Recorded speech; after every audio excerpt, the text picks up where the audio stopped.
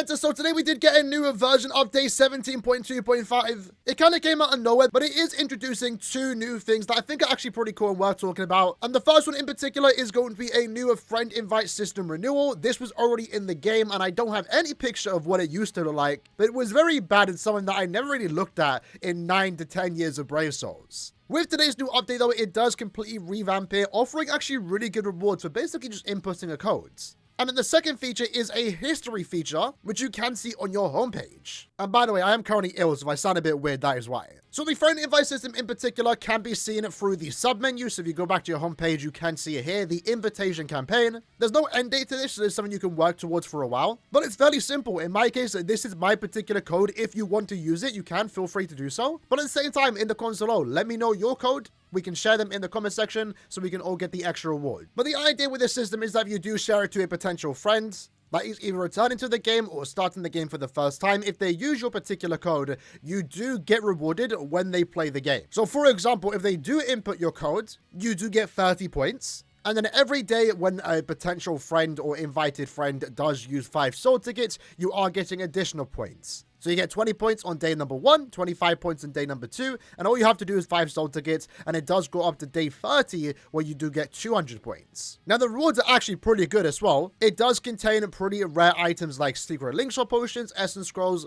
quintessence scrolls, and also golden hammers, but most importantly orbs. I think in total you can get around 500 spirit orbs. So if you scroll down, you can see all the orbs in total. 50 orbs for 1000 points, another 50 points for an additional 1000 points. If we continue scrolling down, it does start to stack up. There's a lot of points in this. You are definitely working towards this for a while. At 10,000 points, you do get 250 spirit orbs. Continue scrolling down, you're just getting hammers, secret elixir potions, and then the final reward is at 15,000 points where you do get 6 secret elixir potions. So, you know, you don't have to go all the way. If you just more so care about the orbs, all you have to do is get 10,000 points, which that in of itself will actually be taking quite some time. Like always with these type of things, if you do actually want to like cheese the system, you can probably just create an alt account. But like I said, in the console, feel free to share your code. Up to 30 friends can be invited, and all you really have to do is share the code. And at that point, you basically just leave it to your friends to actually play the game, spend 5 soul tickets a day. And this is actually well timed because we also did get an update to the beginners banner. This is the first time they have done this. Normally, they just copy what the anniversary and end of year banners are. But this time around, it has been updated to include a lot of really good characters. It does, of course, include the 10th anniversary units. Ichigo and Rukia are featured there. You also have past anniversary characters like Gremmy, Kenpachi, and also Mugetsu. Aizen is also included. For some reason, not Byakuya. That's a bit weird, but it is what it is. And it also does feature some really good 1000-year Bloodwar characters that aren't widely available, at least as of right now. So, for example, Yuha, Giselle, Byakuya, and also Senjumaru.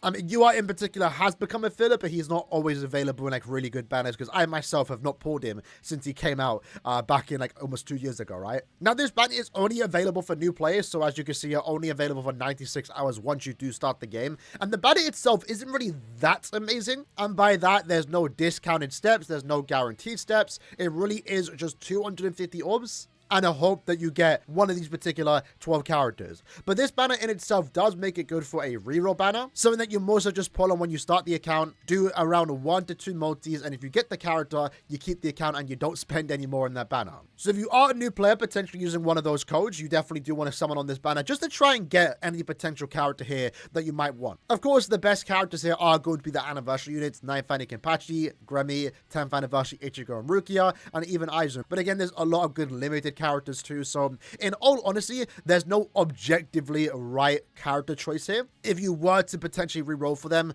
honestly, just go for whatever character you want to play with. If you're a Byakuya fan, reroll in this banner until you get Byakuya. If you really like Rukia, reroll in this banner until you get Rukia. There'll be a lot of opportunities and chance to get these characters over the year. As someone that's been playing this game naturally for 10 years, over time you just collect all the characters, even the ones that are hard to come by. As the characters get older, they become technically more common and they start to get put in filler pools. So yeah, honestly, go for any anniversary character, go for a Blood War character, the choice is yours.